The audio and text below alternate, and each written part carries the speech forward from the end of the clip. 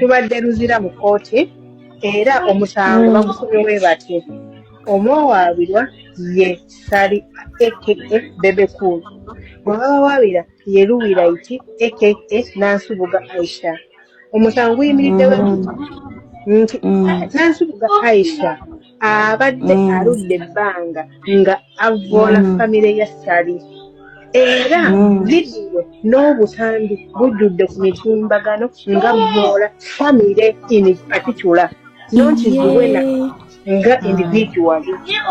And according to the case and the Kawaii article Waposo number 4 omuwawa twagamba Facebook page ye so bali bagamba proper Facebook page tugamba na Aisha oludde ebbanga ng'ovoola famire ya Sali aka Bebe Cool. Kakati mama wa Nansubuga Aisha avudde mu kooti ng'ayomba era kooti Nansubuga Aisha emusindise Luzira emeere. Kakati bamusindise emeere Luzira. Mama wa Nansubuga Aisha ayimiridde mu kamera n'agamba mwana wange mujja kumpa omulambo. Munganya bipostinga badde ngenze mbanoonyeza eggulire ono tina n'apulinga simpase kaadi nti beredere kati neŋŋamba singera bipostinga sigera nina byogera bwogezi. Aso byogedde. Olabye mu gundi mulimu keeki ekitegeeza teyavuma ku keeki. Era Nansubuga Aisha essaawa zino ali ku meere Luzira paka akalulu nga kawedde.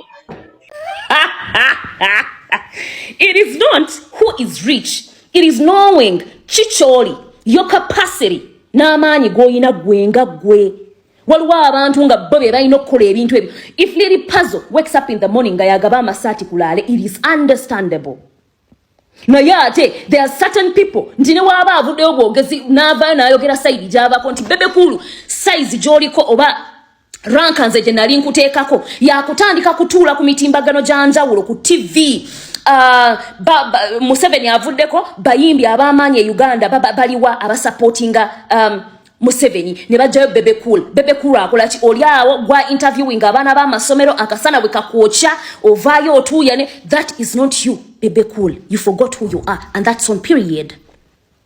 That's on period. How are you going to build? Waliwo abantu bebagamba nti mugagga naye ate takyalina linnya. Bye biyinza okuvaamu nga akalulu kano kawedde nga yes sente onyunyunse nyingi mu kalulu naye ate gwe ng'erinnya n'amaanyi ge walina nga Bebe Cool tokyagasigaza. Ago ge mazima bunene obwana bwa NRM obugenda okunkyacwanirako enkya bwe butategeera. There are certain things I can't do. However loving oba however precious Bobi Wine is to me, I can't wake up in the morning netandika tambulira kulaale because I know where my strength is. Sinti buli omu agenda kundaba awo nti bana Luwilight buyo yatambulira kuki ku motoka yani ya Bobi Wine la abadan. Naye mmanyi we nakola live nebeerako omutwalo gumu ogw'abantu ne ba recording eddoboozi lyange ne lituuka ku miliyoni emu ey'abantu. Nja kubanga ssekinene ku struggle. That is where my strength lies. We wali okumanya amaanyi go kati most of the artists we undermine right now today ne tutulia ne tugamba what happened to Bebe Cool. We see your strength, we see where your power lies. But muzze ku bintu ebya layisi ne mwefuula aba layisi abasajja ab'amaanyi abaakola akasente kaabwe mu music